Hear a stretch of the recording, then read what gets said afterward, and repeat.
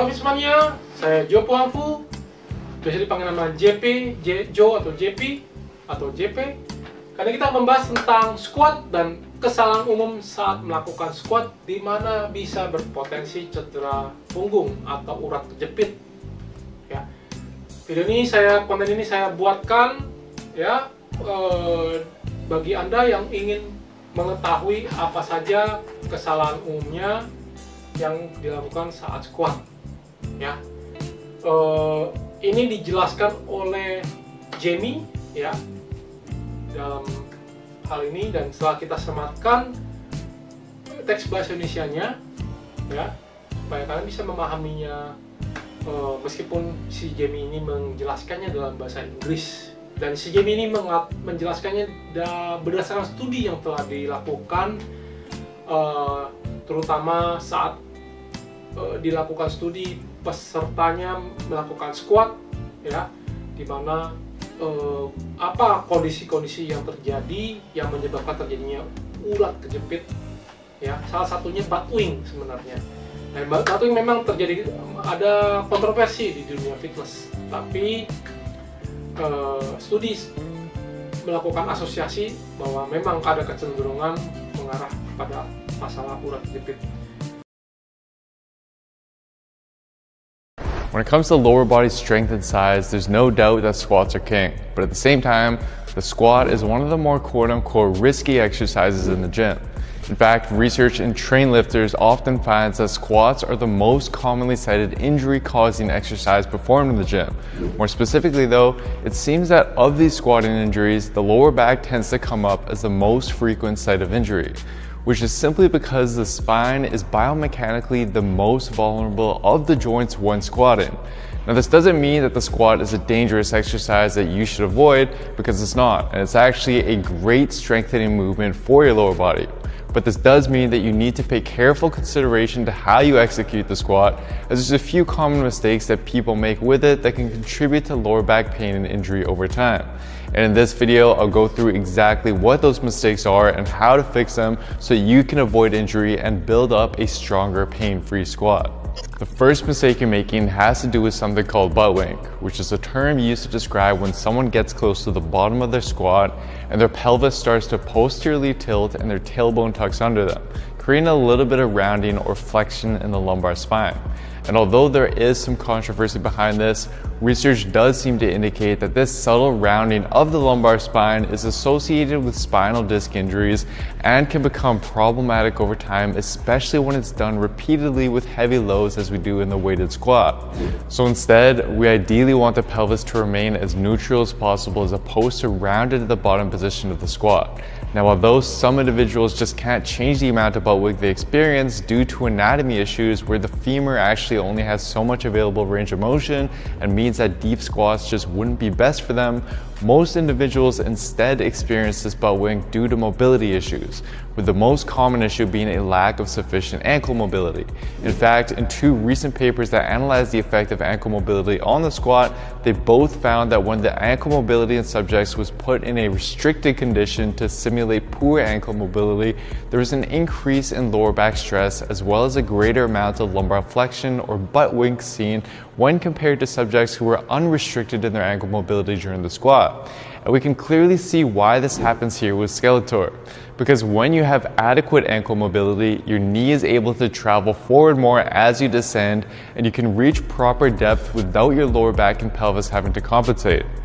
But on the other hand, if your ankle mobility is restricted, your knee can't travel forward as much. So in this case, if you wanted to reach proper depth in the squat, you just wouldn't be able to, because your body would fall backwards since your center of gravity has shifted back. So to compensate, to prevent this from happening, what the body does is it's going to round the back and the pelvis so that you can achieve proper depth without tipping backwards, which is why having tight ankles is often the culprit to this butt wink problem.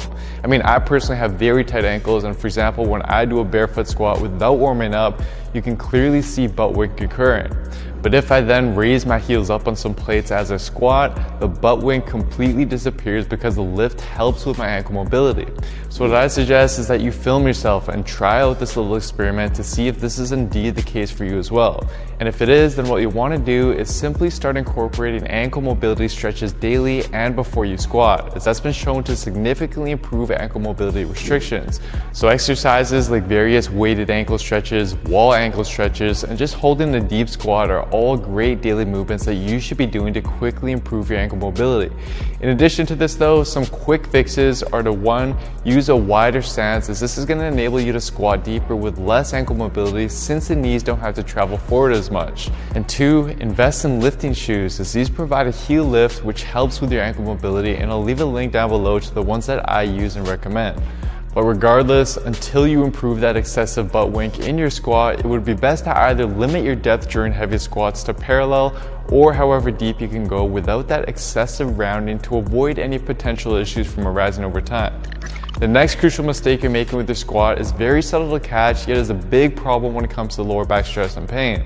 So ideally, when you rise out of the bottom of the squat, your chest and your hips should rise at approximately the same rate in one fluid motion, which enables the bar to travel straight up and down as you squat. But what some people do instead is something termed as a good morning squat, which is when the hips shoot up first and rise at a much faster rate than the chest does, which causes the bar to now shift forward and the upper body to lean forward excessively out of the bottom position. And this is problematic because we know that greater forward lean and forward bar movement during the squat increases the lumbar forces and shear stress experienced at the spine. So instead, to minimize these dangerous forces on the lower back as you squat, you need to focus on keeping that chest upright during the ascent and ensuring that your hips aren't shooting back behind you, especially as you fatigue later on during your sets. And if you struggle with this, then this likely has to do with both your motor coordination and potentially a weakness in your quadriceps. Because if your quadriceps are weak at the bottom position, your body will compensate by relying more on your relatively stronger glutes and lower back to now carry the load, and which is why we see the hips shoot back. And in fact, multiple research papers like this one from the Spine Journal are in support of this, and found that when subjects pre-fatigue their quadriceps so that they be relatively weaker before performing a squat, they tended to now lift with the stooping squat pattern discussed earlier to decrease the demand placed on their quadriceps. Now to correct this, the best course of action would be to lighten the weight and start incorporating pause squats instead, where you'll want to briefly pause at the bottom position of the squat, come up to about halfway up, pause again, and then come back to the top. And during each rep, you need to ensure that your hips and your chest are rising at the same rate. It's also useful to use various cues to help you with this, such as thinking about driving your chest up as you come out of the bottom position of the squat. But performing pause squats in this manner will help force your quads to remain involved during the most difficult parts of the squat and will help you nail down that much needed coordination. And then as you get better and stronger with this, you can start transitioning back to the normal squats and overloading them as long as you can maintain that new proper form. Semoga ini bermanfaat. Setujukah Anda bahwa investasi yang terbaik adalah investasi terhadap diri kita sendiri. Dan ini bisa karena kita yang menikmatinya, bukan orang lain. Dan semua bisa dimulai dari kesehatan tubuh.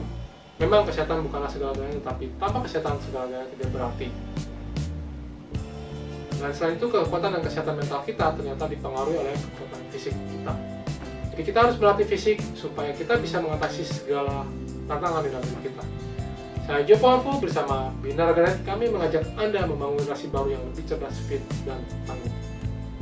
Di BINARAGA.NET, kami selalu percaya bahwa setiap orang pasti bisa memiliki tubuh yang ideal dan sehat. Dengan subscribe, like, dan share video ini, Anda turut membantu membangun Indonesia sehat dan kuat. Salam cerdas fitness, saya JP.